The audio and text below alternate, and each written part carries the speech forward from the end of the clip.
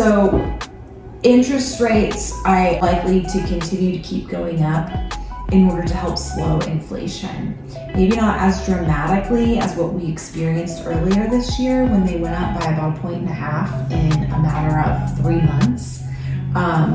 However, the Fed really wants to curb this inflation, but also keep the economy in a very healthy place.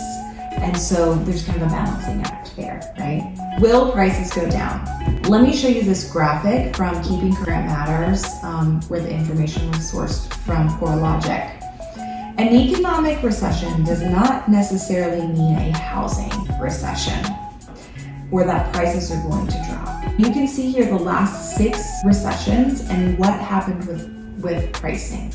The only time that they dropped dramatically was in 2008, and that recession was entirely due to the housing crisis. The market right now and the factors that led to the 2008 crash could not be more opposite than the factors of the current market. There's a ton of bad loans.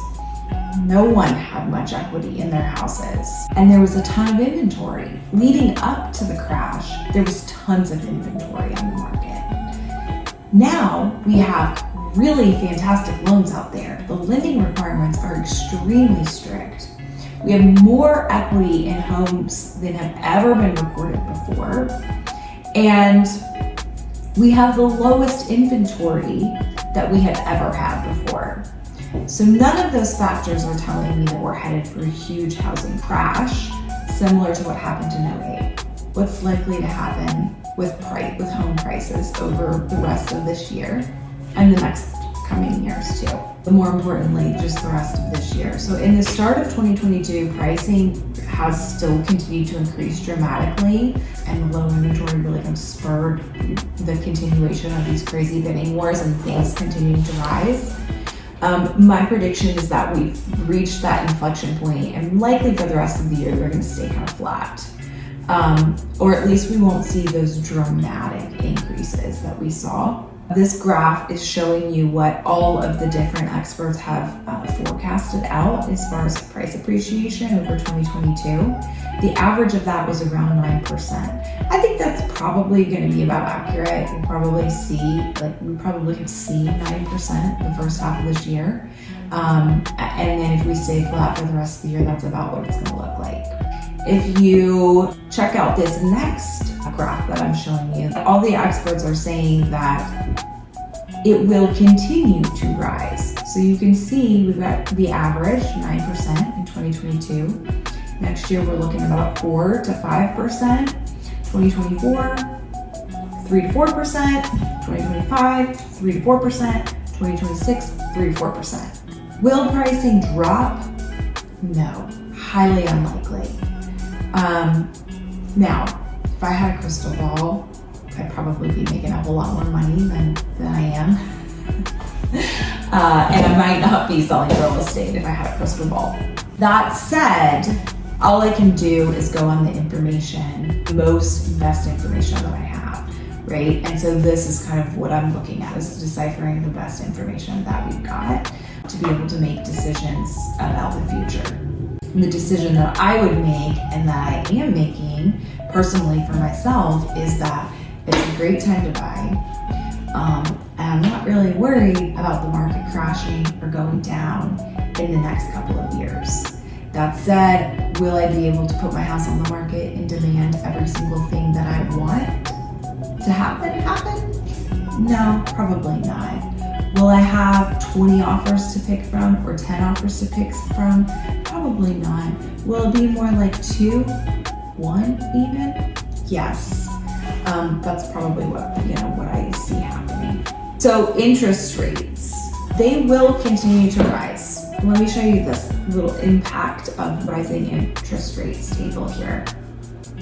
So check this out. Let's just take, for example, this right in the middle, the $400,000 house. At 4.75% interest rate, the payment is $21.91 per month. And all other things being equal, the only thing that has changed is the interest rate to 6%. The payment is now $23.98. That's $207 a month difference in interest only. Just interest. That's not going towards your own principal and equity. That's just interest that the bank's making off of you. Couple that with 9% appreciation this year, 5% next year, 3%. You're looking at, if you wait to get into the market to buy, having to pay more for the same house. So what's the bottom line? The bottom line is the sky is not falling. The market is not tanking. Is it shifting? Yes. Is it needed? Yes. Okay? As a buyer, it is still a great time to buy. It's highly unlikely to get less expensive to own a house anytime soon. More inventory coming into the market means that you'll have a little bit more choices.